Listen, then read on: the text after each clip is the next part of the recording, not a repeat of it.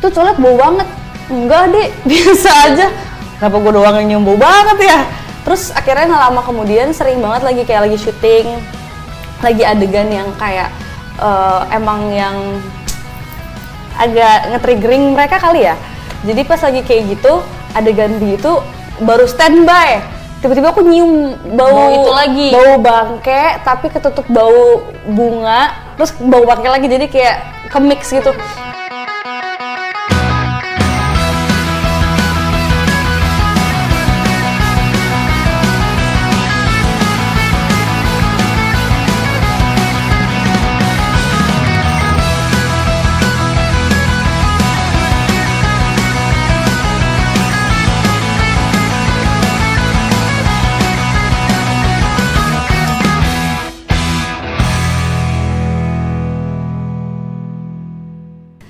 Tapi hal itu bikin kepikiran gak sih sampai syuting?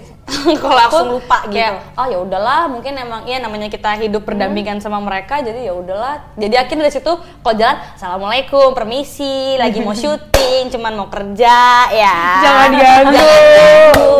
Gitu-gitu akhirnya kita kalau jalan. Tapi setelah itu udah nggak ada hal-hal kayak gitu lagi. Aku sih tetap ada, apalagi pas teman saya yang sebelah ini ada juga sakit itu, wah kenceng baunya. Tapi cuma nyium bau, dia nggak memperlihatkan wujud atau? Kalau aku sih enggak, aku benar-benar cuma nyium bau doang, tapi baunya cuma aku doang yang nyium, yang lain nggak nyium. Jadi aku kayak, masa nggak ada yang nyium bau banget begini?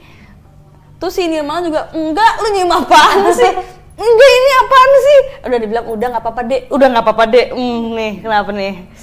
Berarti emang ada yang tahu gitu ya kalau ada sesuatu. Oke. Kalau Zulfa gimana pengalamannya? Aku tuh pernah, aku kan orangnya agak penakut banget. Terus aku tidak sensitif terhadap hal kayak gitu dari seumur hidup. Aku nggak pernah ngeliat dan ya paling ngerasain. Kemarin tuh ada momen pas aku syuting, aku lagi makeup effect. Terus aku ketiduran, tidur siang, lagi nyuri-nyuri waktu buat tidur. Ada tuh gue videonya lu tidur. Terus pas aku bangun, kok aku ngerasa nggak enak ya badan aku. Cuman aku pikir, oh aku GERD, aku minum obat. Tapi anehnya nih obat tuh biasanya ampuh, kok nggak ampuh ya. Sampai akhirnya aku minta istirahat dulu sama sutradaranya, kayak ini sakit banget, nggak sanggup. Terus abis itu ada yang bisa ngelihat, yang orang wardrobe itu bisa lihat, katanya aku ketempelan. Cuman kan aku nggak bisa ngerasain apapun kan. Aku cuman ngerasa side effect-nya ya aku sakit perut aja, sakit lambung. Sampai kayak ada ritual-ritual ya, kayak baca-baca. Itu di kamarku lagi. Kita bertiga. Aku tuh ini gimana ya?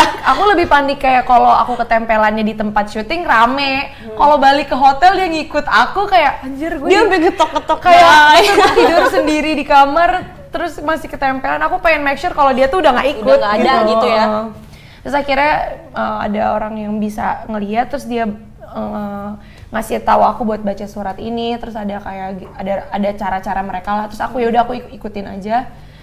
Terus aku mau make sure juga, yang penting jangan ngikut sampai ke kamar. Terus akhirnya aku nanya, kenapa ya kok gue digituin? Karena aku kebanyakan adegan sendiri kan, adeganku sendiri nangis-nangis, teriak-teriak, dan mereka lebih kayak penasaran nih, kenapa nih cewek nih kayak gini. Cuman abis itu udah sih selesai. Abis itu berarti dia nggak ngikut gitu ya? Nggak tahu sih, cuman aku sih Insya Allah mindsetnya nggak ikut. Berarti abis itu udah berani dong. Soalnya aku langsung ngajak tidur sama Naya. Iya, aku yang kena. Nah, gue nggak mau tidur sendiri. Tapi setelah kejadian itu semua memang udah benar-benar nggak ada ya?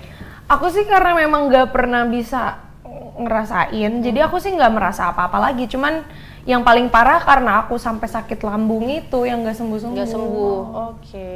Nah, kita tadi udah ngomongin Corin, sekarang boleh dong nanya-nanya tentang keseharian kalian ya? Oke? Boleh. Nah, kalau Naima sendiri berawal untuk memulai syuting ini karena apa? Ada nggak sih kayak, oh gue ngelihat ini jadinya pengen deh jadi artis gitu. Itu kan yang sekarang, waktu kecil kan enggak. Aku tuh dari kalau syuting ya, bukan film, tuh dari umur 3,5 tahun. Oke.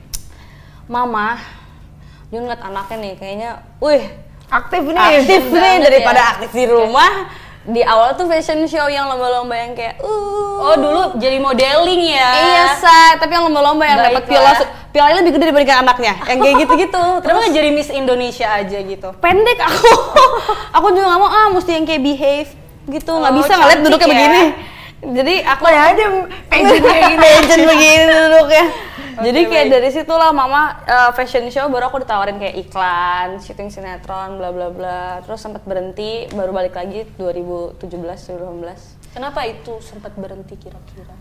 Keasikan sekolah. Oh, Anaknya sekolah. suka belajar. Jadi kayak ya udah nih sekolah keasikan. Awalnya cuma yang kayak ngejar nilai. Mau UN SD biasa. Mau UN. Misalnya kayak orang mau putus ya. Aku fokus Aku UN fokus dulu. UN. Kamu terlalu baik. Iya, ini enggak. Ini beneran aku mau fokus UN. Terus kayak ternyata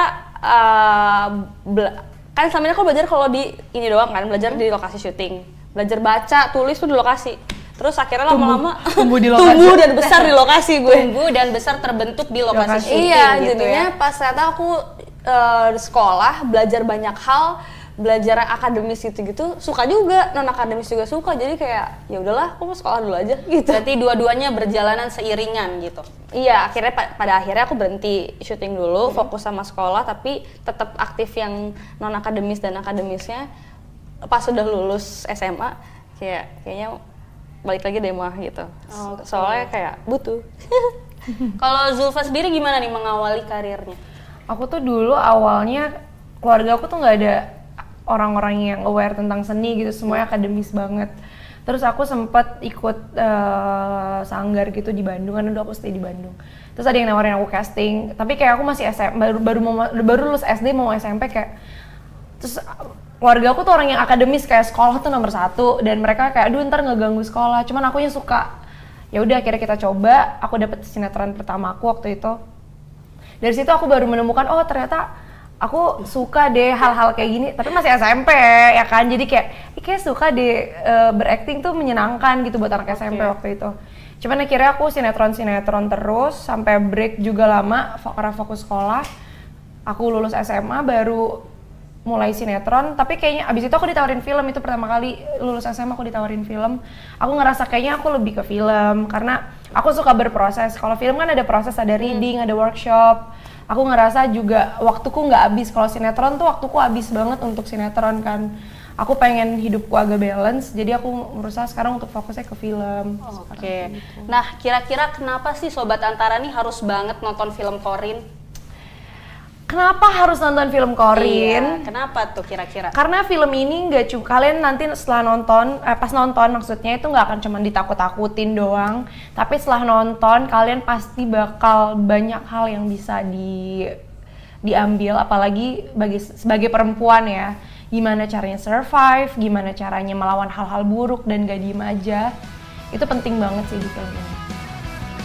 Kalau boleh menggambarkan Corin dengan satu kata, apa yang kalian ingin gambarkan? Mungkin Naima dulu boleh? Satu kata ya? Iya betul, satu kata aja, jangan banyak-banyak. Oke, kalau buat gendis, aku nggak sebagai Naima, aku bilang buat gendis itu lampau. Lampau.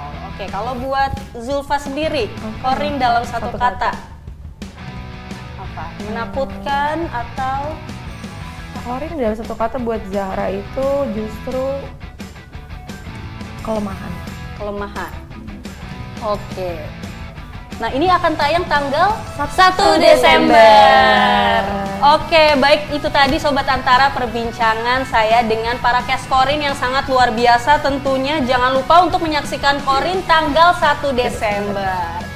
Jadi sampai di sini dulu obrolan seru kita. Akan berjumpa lagi pada obrolan seru selanjutnya di Berisik. Dah. Dah.